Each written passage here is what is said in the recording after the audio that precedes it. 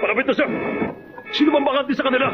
Minatanggap kaming report na papunta na raw sila Lightning Max at Smile Man. Pahingi ng threat level assessment. Ngayon din!